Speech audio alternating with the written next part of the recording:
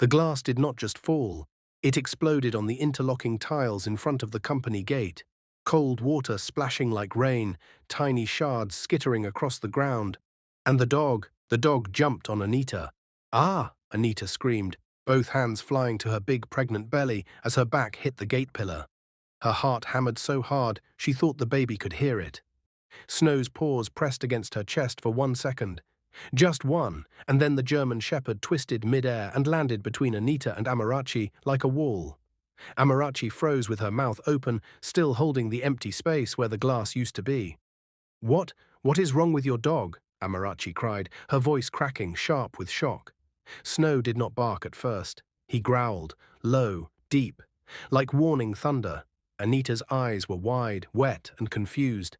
"Snow, Snow, it's me. It's Anita. Why did you—" Snow snapped his head toward Amarachi. Then he launched. "Jesus!" Amarachi stumbled back, heels scraping the tiles. "Hey! Hey!" Snow lunged again, teeth flashing, not quite biting, but close enough that Amarachi flung her hands up and screamed. "Snow, stop!" Anita shouted, panic rising like hot water in her throat. "Stop it! Leave her!" But Snow didn't listen the way he usually did. His whole body was stiff. His eyes looked different. Not playful, not hungry. Not lost, protective. Anita grabbed the gate rail to steady herself. Her belly felt heavy, tight like a stone. She swallowed hard. "Amarachi," she said, trying to breathe properly. Please don't run. You'll make him chase you." "I'm not running," Amarachi snapped, backing toward the security booth. "Control your dog. I swear this dog is mad." The security guard at the gate, Old Man Sani, stood up so fast his chair fell backward. Madam Anita, he shouted. Should I hit the dog with stick?" "No," Anita yelled instantly. "Don't hit him." Snow barked now, loud, hard, again and again, and between the barks he kept moving like a trained bodyguard, left, right, left, blocking Amarachi anytime she tried to step forward. Amarachi's breathing became messy. "Why is he acting like this? I did nothing." Anita looked at the broken glass, then at the spilled water spreading across the tiles. Something cold crept into her mind, slow and strange. Because Snow did not jump on her like a dog attacking. He jumped on her like a dog stopping her from drinking. Anita's throat went dry. She remembered the way the glass had been in her hand, right at her lips. She remembered how thirsty she was, how her mouth tasted like iron that morning. And she remembered Snow 2 days ago, dirty, thin, limping slightly, standing near the roadside gutter behind the company. Everyone had chased him away, but she hadn't. She had offered him a sachet of water and the meat pie she couldn't finish. She had even laughed and said, "Take, Snow, you look like a serious dog." She only called him Snow because his chest fur was oddly white against his dark coat. He had followed her from a distance after that, like he was guarding her shadow. Anita's hands began to shake. Amarachi swallowed, eyes darting around, trying to find a way to move without Snow jumping at her again. "Madam Anita, please. Call your husband," the guard said urgently. "Call Ogre Liam." Anita blinked. "Liam, yes, Liam." She reached into her handbag with trembling fingers, but her phone slipped and almost fell. She caught it on the second try.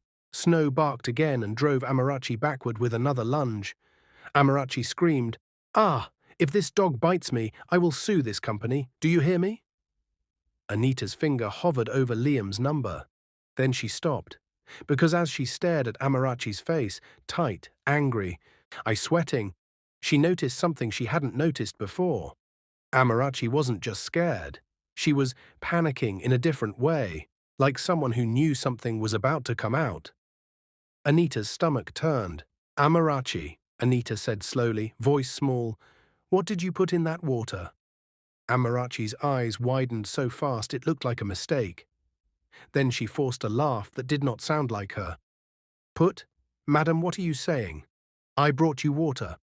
"You asked for water." "I know," Anita whispered. "But why did Snow stop me?" Snow barked once, sharp, like he agreed with Anita. Amarachi lifted her chin, trying to look offended. "So because a dirty stray dog jumped, you now think I poisoned you? Ha! Madam Anita, you're pregnant. You're stressed. That is the problem. Anita's skin prickled. She pressed her palm on her belly, feeling the baby shift, like he was also uncomfortable. Anita, a voice called from inside the compound, and the gate opened from the side entrance, and one of the office assistants rushed out. Madam Anita, sir said. He stopped when he saw the broken glass, the water on the tiles, and Snow still growling. What is happening? Anita's voice shook. Call Liam. Now tell him to come. The assistant nodded quickly and ran back inside. Amarachi tried to take one step to the right, closer to the gate exit. Snow moved with her instantly. No, Anita said, louder now, surprising herself. Oh, you're not leaving. What? Amarachi's voice jumped. Madam Anita, you can't hold me here because of a dog. Anita stared at her. The air felt thick, like Lagos harmattan dust, even though it was not harmattan season. Then stand, Anita said, voice low. If you did nothing, stand. Amarachi's lips pressed together. Her chest rose and fell fast. She glanced at the street outside the gate, like she wanted to teleport through the iron bars. Snow barked again, spit flying from his mouth, and took another half step forward.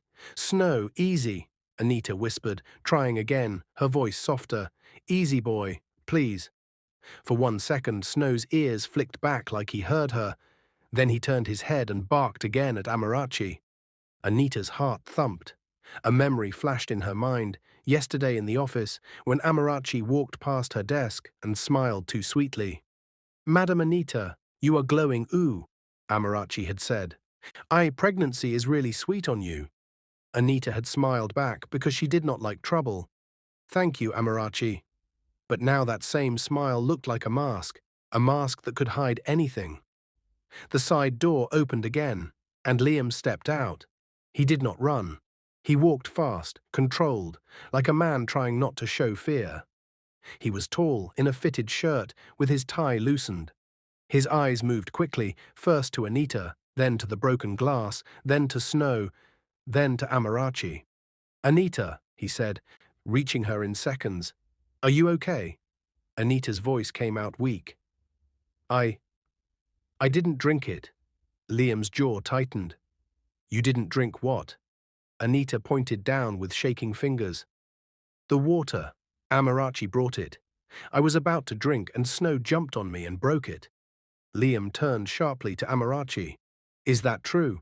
Amarachi lifted her hand slightly, like she was innocent. Sir, yes, but… Snow growled.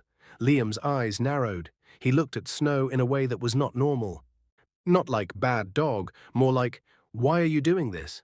Liam spoke calmly, but his calm had weight. Snow. The dog's head turned slightly. Liam crouched a little, palm out, slow. Easy. Talk to me. Snow did not attack Liam. He stayed planted like a guard. That alone made Liam's expression change, because trained dogs do not pick random enemies without a reason. And even stray dogs do not choose one person to fight unless something is wrong. Liam stood up slowly. He looked at Amarachi's face again, then at Anita, then back at Amarachi. Amarachi, Liam said, voice steady but cold now, what did you put inside that water? Amarachi's laugh came too fast. Sir, nothing at all. Liam took a breath. He spoke to the security guard. Sani, lock the gate. Nobody leaves. Amarachi stepped back. Sir, what is this? You want to embarrass me outside? People are watching. Anita glanced outside the gate. 2 women selling fruit had paused. A bike man was staring. A passerby had stopped to look. In Lagos, a scene grows legs quickly. Liam's voice stayed calm. Let them watch. I'm more concerned about my wife and my unborn child. Anita's eyes stung. She pressed her palm to her belly again, and suddenly she felt a tight pull low in her stomach. Not pain exactly, just a warning. She tried to breathe through it. Liam, I feel strange. Liam turned to her instantly. Okay, look at me. Breathe. He's slow. He wanted to guide her inside, but Snow barked again, refusing to move away from Amarachi. Liam's gaze flicked between them.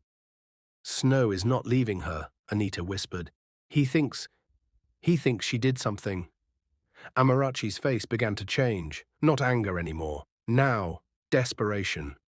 "Sir Liam, please, this is too much," she said, voice softer, almost pleading.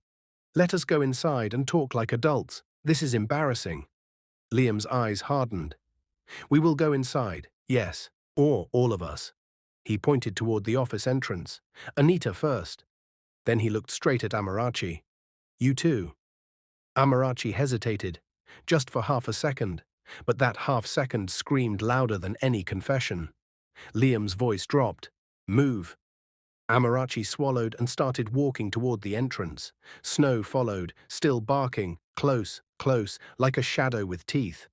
Anita walked slowly, one hand on her belly, the other holding Liam's arm.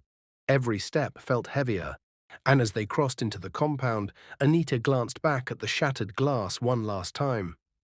The water was already soaking into the dusty corners of the tiles. It looked harmless, like ordinary water. And that was the scariest part. Inside the building lobby, the air conditioning hit Anita's skin, making her feel suddenly cold. Staff members were already gathering, whispering. Someone gasped when they saw Snow. "Ah, dog inside company. Is it the mad dog? Madam Anita? Are you all right?" Liam raised his hand. "Everybody, go back to your desks, now." His voice carried authority. People scattered, but their eyes followed like cameras. Liam led Anita and Amarachi into a small meeting room beside the reception. He closed the door. Snow stood right in front of it, like a lock. Anita sat down slowly, breathing through the strange tightness in her belly. She tried to smile to calm herself, but it came out wrong, broken. "I'm fine," she lied. Liam crouched beside her. "No, don't lie. Tell me the truth." Anita swallowed. "I'm scared." Liam's face softened for a moment. Then he stood up and faced Amarachi. Amarachi was standing, hands clasped together tightly, nails pressing into her own skin. Liam pointed to a chair. "Sit." Amarachi sat, but she sat on the edge like she might jump up and run. Liam took a slow breath. Then he said, very quietly, "I'm going to check the CCTV." Amarachi's eyes flicked to the door, and then to Snow, then back to Liam. And Anita noticed it, clear as daylight. Fear, not fear of being attacked, fear of being exposed. Liam picked up the office phone, dialed one number and spoke into it without greeting. "Bring the CCTV footage from the gate camera. Now, full playback for the last 30 minutes. He hung up. The room went silent. Even Snow stopped barking. Anita could hear her own heartbeat, and inside her belly, the baby kicked once, hard. Anita flinched. Liam noticed. Anita," she whispered, almost embarrassed. "He kicked.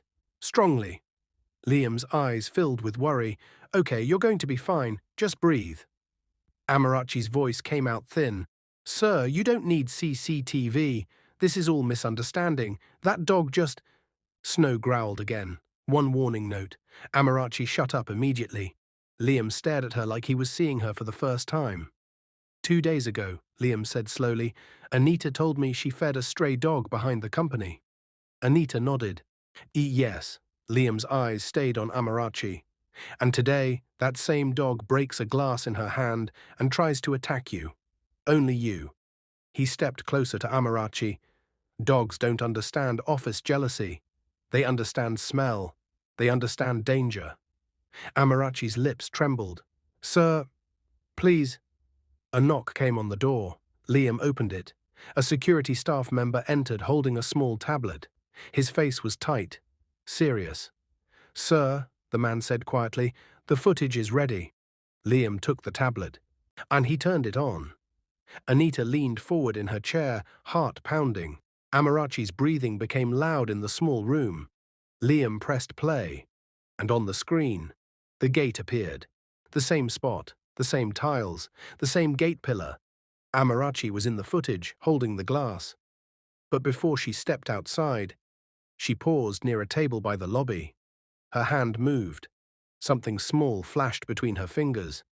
Anita's stomach dropped. Liam paused the video. He looked at Amarachi. His voice was barely above a whisper, but it cut deep. "Amarachi, what is that in your hand?" Amarachi's face drained of color.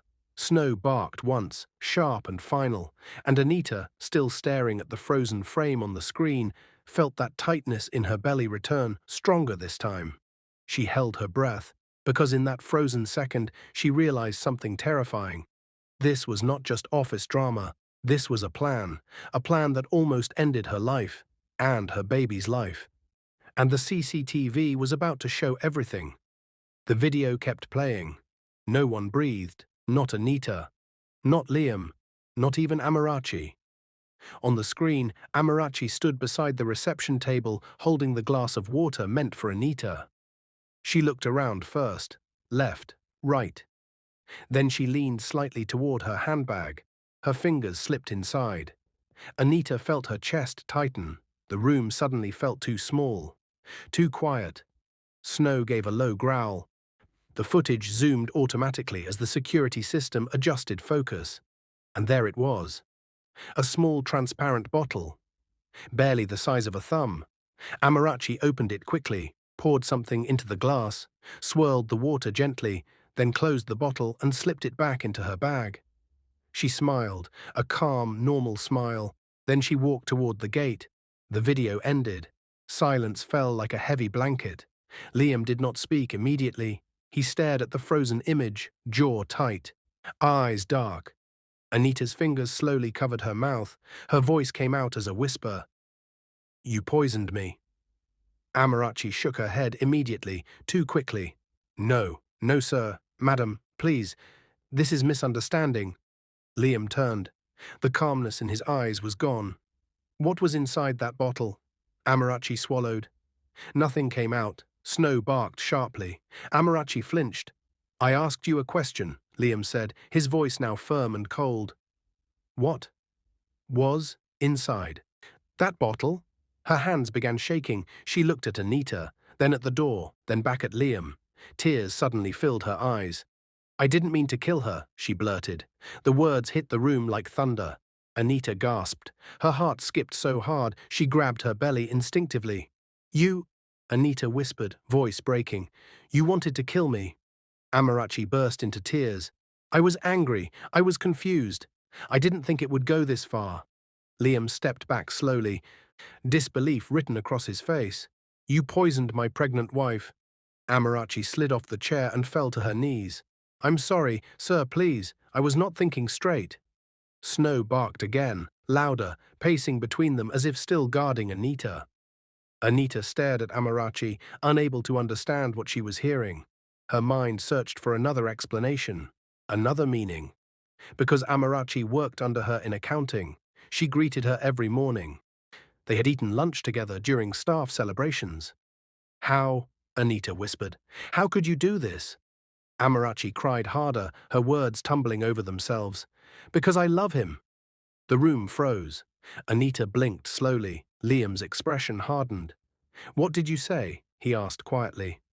Amarachi lifted her head, tears streaking her makeup. "I love you, sir," she cried. "I have loved you since the day I joined this company." Anita felt the air leave her lungs. Amarachi continued, and words rushing out like a broken dam. "I watched you every day, how you speak, how you respect people, how you built this company. I believed one day you would notice me." She pointed weakly toward Anita.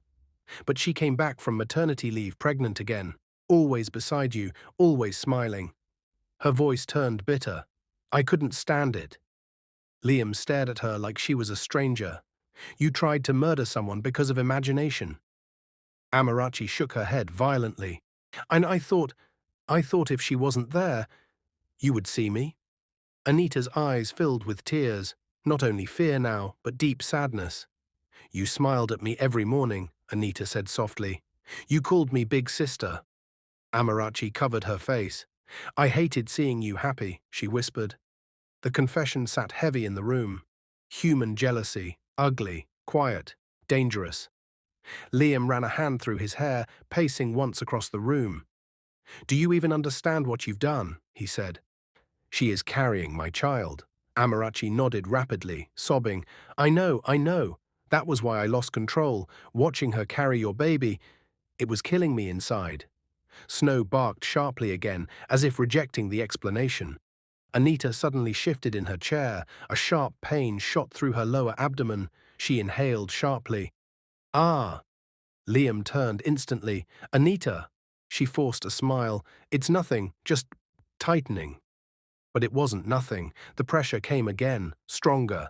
And her breathing changed. Snow moved closer to her, whining softly now instead of barking. Liam knelt beside her. Are you having contractions? Anita shook her head quickly. No, it's too early. Another wave came. She gripped Liam's sleeve. I don't know. Liam's face changed completely. Work, anger, betrayal, all disappeared. Only fear remained. He stood up immediately. Call the driver, he shouted through the door. Prepare the car now. Staff voices rose outside. Movement, urgency. Amarachi remained kneeling on the floor, crying quietly. Anita looked at her one last time. Her voice was weak but steady. Why didn't you just live your own life? Amarachi whispered through tears. Because I believed your happiness stole mine. Anita closed her eyes. That answer hurt more than the poison. The door opened as assistants rushed in. Sir, car is ready. Liam helped Anita stand carefully. Snow walked beside her like trained security. As they reached the door, Anita paused. She turned back toward Amarachi. Their eyes met. No hatred, just exhaustion. Jealousy, Anita said softly, is a prison you build for yourself. Amarachi broke down completely. Security officers entered moments later after Liam called them. 2 guards stood beside Amarachi.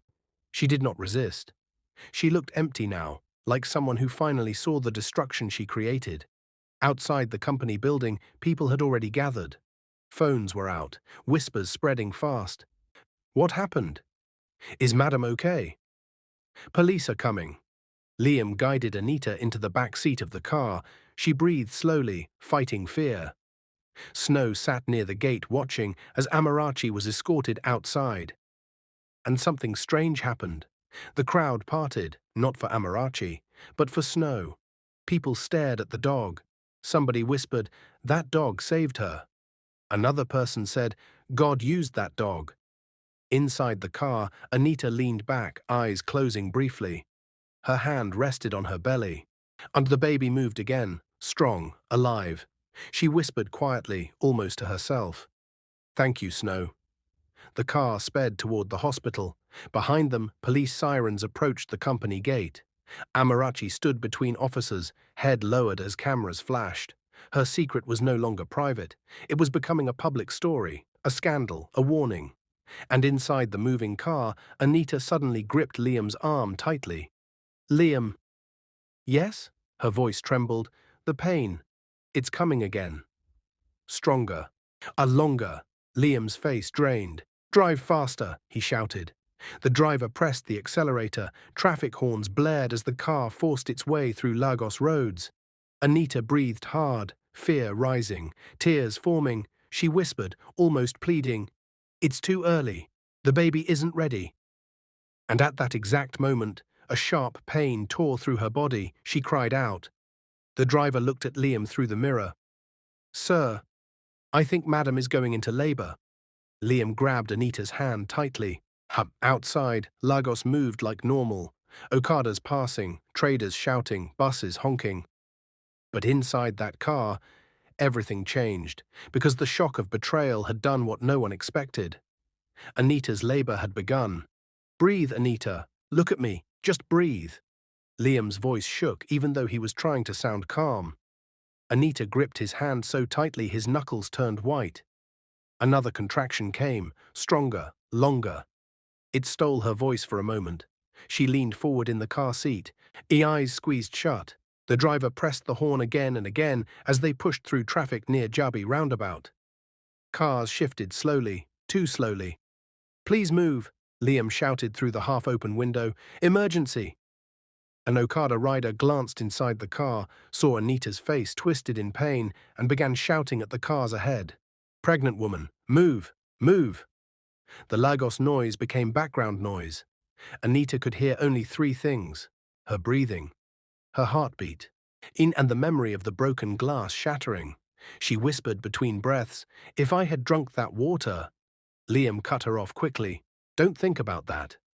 "But if I had—" "You didn't," he said firmly. She nodded weakly.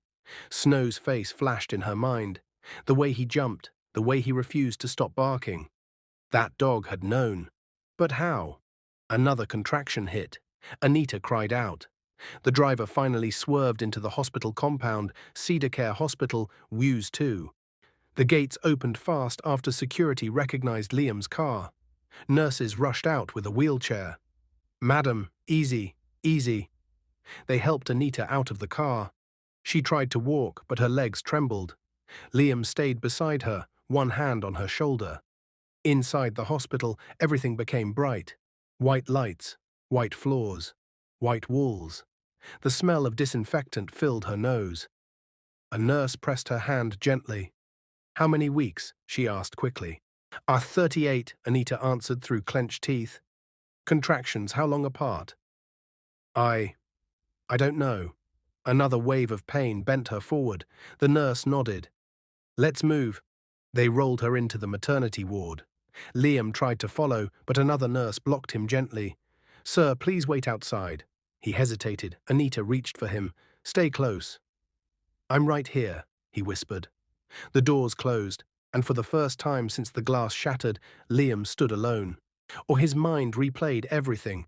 The CCTV, the bottle, Amarachi's confession, the words, "I didn't mean to kill her." His hands trembled. He sat down slowly in the waiting area. A television in the corner played muted news. Two elderly women whispered nearby. A man paced on the other side of the room. Life continued normally, but inside Liam's head, everything felt broken. His phone buzzed. He looked at it. 30 missed calls, staff, police, unknown numbers. He ignored them. He pressed his palms together and lowered his head. "Please," he whispered quietly, not sure who he was speaking to. "Protect my wife. Protect my child." Inside the delivery room, Anita lay back on the hospital bed. Sweat beaded on her forehead. A doctor entered quickly. Dr. Hassan, calm, experienced. "Mrs. Anita," he said gently, "stress can trigger early labor. But you are almost full term. That is good." She nodded weakly. Her voice trembled. "My baby will be fine." "We will make sure," he said. Another contraction came. She screamed. And in that scream was fear. Not only fear of pain, fear of what almost happened. Fear of betrayal, fear that someone she trusted wanted her gone. Between contractions, her mind wandered. She remembered Amarachi's laugh during lunch breaks, the way she would lean forward when Liam entered the room, the small compliments, the long stares she had ignored. Had she been blind? Or had she chosen peace over suspicion? Another contraction tore through her body. "Push when I say push," the nurse instructed. Outside, Liam stood when he heard her voice through the door. His chest tightened. He wanted to break the door open. But he stood still, powerless. Minutes passed. Then an hour. Each cry from inside hit him like a wave. At some point, the police called him again. He answered this time. "Yes? Sir, this is Inspector Adeyemi. I bet we have Amarachi in custody." Liam closed his eyes. "I can't talk right now." "Sir, the substance found in her bag is under investigation. It appears to be a pesticide mixture. Very strong." Liam's grip tightened on the phone. "If my wife had drunk it," he began. "She likely would not have survived," the inspector said calmly. Liam swallowed. His heart pounded loudly in his ears. "Sir," the inspector asked. "I'll speak with you later," Liam said, then hung up. And he leaned against the wall slowly. His knees felt weak. Inside the delivery room, Anita screamed again. "Push," the doctor instructed. She pushed. Tears streamed down her face. "I can't." "You can," the nurse encouraged. "Think of your baby." Anita thought of snow, of the broken glass, of the white tiles, of Amarachi's confession, of how close she had been to not seeing this moment. Something inside her changed, not fear, strength. She screamed and pushed with everything she had. The room filled with urgent instructions. Again, almost there. "Breathe." And then a cry, small, sharp, alive. The room paused for 1 second. Then the baby cried louder. Anita collapsed back against the pillow, tears flowing freely. "Is he okay?" she asked immediately. The doctor smiled slightly. "He is strong." They lifted the baby, tiny, red, crying with power. Anita reached out with shaking hands. When they placed him on her chest, the world went quiet. She stared at his face. Her son. Alive. She whispered softly, "You fought to come." The nurse smiled gently. Sometimes babies know when it's time. Outside, the door opened. A nurse stepped out. Liam jumped up. "Sir," she said with a soft smile, "you have a baby boy." For a second, he did not react. Then his face broke open with relief. "Anita." "She is fine." He closed his eyes briefly, then followed the nurse inside. When he saw Anita holding their baby, he stopped walking. The image was overwhelming. Might she look tired, weak, but glowing in a way he could not explain. He walked slowly to her side. She looked up at him. "He's okay," she whispered. Liam touched the baby's tiny hand. His voice cracked. "He's here."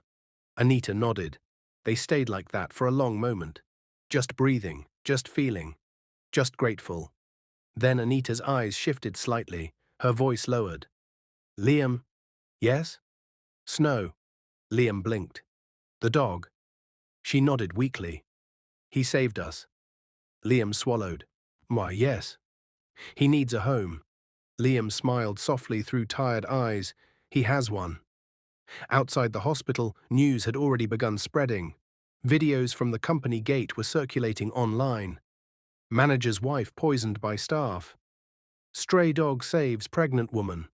Amarachi's name was trending. Because Amarachi was not just a staff member, she was a social media influencer with thousands of followers.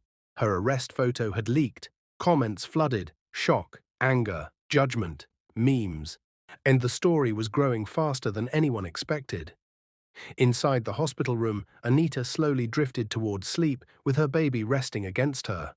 But even in her peace, a strange thought lingered in her mind. Amarachi had loved Liam, or believed she did. But what kind of love tries to destroy another woman's life? What kind of pain twists into poison? And somewhere in a police holding cell that same night, Amarachi sat alone, her phone confiscated, her name exploding online, but her career collapsing in real time. She stared at her hands, the same hands that held the bottle, the same hands that almost ended 2 lives, and for the first time, she began to understand the weight of what she had done. But outside that cell, something darker was beginning, something no one expected, because the investigation was not finished yet, and the laboratory results of that poison were about to reveal something even more disturbing. The hospital room was quiet. Anita slept lightly, her baby boy resting in the transparent crib beside her bed. Soft beeping sounds from medical machines filled the air like gentle reminders that life was fragile. Liam stood near the window, staring down at the Abuja city lights. His phone vibrated again. Inspector Adeyemi. He stepped outside into the hallway before answering. "Yes?" "Sir," the inspector said, voice serious, "the lab results are back." Liam's stomach tightened. "And?" "It wasn't ordinary pesticide." Silence. "It was mixed with industrial cleaning chemicals, highly concentrated. Even a small sip would have caused organ failure within minutes." Liam leaned against the wall. Within minutes. He imagined Anita lifting the glass, smiling, drinking. He imagined her collapsing right there at the company gate. He imagined losing both her and the baby in one afternoon. His throat went dry. "There's more," the inspector added. Liam closed his eyes briefly. "What else?" The amount she added wasn't random. It was measured. Someone researched this mixture. Liam's eyes opened slowly. "You're saying this was planned carefully?" "Yes, sir. This was not emotional impulse. It was prepared." The hallway suddenly felt colder. Liam thanked the inspector and ended the call. Planned. That word stayed heavy in his mind. Inside the hospital room, Anita stirred slightly. The baby made a tiny sound. Liam returned to her side. She opened her eyes weakly. "You look worried." He hesitated, then he decided not to hide the truth. The poison was stronger than we thought, he said gently. Her face changed slowly. How strong? He swallowed. If you drank it, you wouldn't have made it to this hospital. The words hung in the air. Anita's hand instinctively reached for her baby. Tears filled her eyes, but they did not fall. I almost left him without a mother, she whispered. Liam shook his head quickly. You didn't. But I almost did. Silence stretched between them, then Anita spoke again, softer this time. Was it planned? Liam nodded once, her eyes closed. That hurt more than the pain of labor, because jealousy is one thing. Planning someone's death is another. Meanwhile, in a detention cell across town, Amarachi sat on a metal bench. The police had shown her the lab results. They had told her the truth. You didn't just try to scare her. You tried to kill her. She stared at the wall, replaying the moment she poured the substance into the glass. At the time, it had felt like control. Now it felt like destruction. Her phone had been buzzing non-stop before they confiscated it. Followers asking questions. Brands withdrawing partnerships. News blogs writing headlines. She buried her face in her hands, not because she was caught, but because she finally understood how far she had fallen. Back at the hospital, Anita gently touched her son's tiny fingers. Her voice trembled. Liam. Yes? If Snow had not jumped, Liam nodded slowly. But he did, he said firmly. Outside the hospital window, dawn began to break, and with it came a new reality. The world now knew what had happened, and the consequences were only beginning. 2 days later, Anita walked slowly out of Cedar Care Hospital with her baby boy in her arms. Cameras were waiting, microphones stretched toward Liam. Sir, is it true your staff tried to poison your wife? Will you prosecute her? Is the baby healthy? Flashes popped, phones recorded. Anita blinked at the bright Abu, her son. Her body was still weak, but her spirit felt steady. Snow stood near the car, a red ribbon tied gently around his neck by one of the nurses. Someone had already posted his photo online. People were calling him the guardian dog of woos. Liam held Anita's elbow carefully as they paused in front of reporters. And he cleared his throat. My wife and son are alive because of a dog she fed out of kindness, he said calmly. That is the first thing I want the public to know. Murmurs rippled through the crowd. A reporter asked sharply, What about Amarachi? Will you press charges for attempted murder? The question hung heavy in the air. Anita looked at Liam. He looked back at her. They had talked all night about this. Police had advised prosecution. The evidence was clear. The law was ready. Anita stepped forward slightly, holding her baby closer. Her voice was soft, but firm. We are not pressing charges. Gasps. Cameras zoomed closer. Why? Someone shouted. Anita swallowed. Because punishment is not always prison, she said slowly. She has lost her job, her reputation, her peace. She will live with what she did for the rest of her life. Liam nodded beside her. She will never work in this company again. But we choose mercy. The decision exploded across social media within minutes. Some praised them. Some criticized them. Some said they were foolish. Some called Anita a saint. Across town in a small rented apartment in Guarimpa, Amarachi sat on her bed staring at her phone. The police had released her on bail after hearing the couple's decision. Her followers had turned against her. Brands had dropped her. Messages flooded in, some angry, some cruel. Oh, jealous murderer. You almost killed a pregnant woman. How could you? She tried to type a public apology. Her fingers shook. She deleted it. Typed again, deleted again. Her reflection in the mirror looked unfamiliar. The confident influencer, the smiling accountant, gone. That night, neighbors heard nothing unusual. No screaming, no struggle, just silence. The next morning, her landlord knocked repeatedly. No answer. Police were called. The door was forced open. Amarachi was found lifeless in her room. She had taken her own life. The news hit the country like a wave. Anita was breastfeeding her baby when Liam got the call. He sat down slowly before telling her. Anita's face drained. No. She covered her mouth. Snow, lying near the couch, lifted his head as if he felt the shift in the room. Anita closed her eyes. I didn't want this, she whispered. Liam shook his head. You chose mercy. But she chose shame. Silence filled their living room. Outside, life in Abuja moved normally. Traffic, horns, vendors shouting. Inside, Anita looked at her son. He stretched his tiny fingers in his sleep. Life, so small, so fragile. She whispered softly, almost to herself. Jealousy nearly killed me, and it killed her instead. Snow rested his head on her feet. If you like this story, comment, share, and subscribe to our channel for more interesting stories.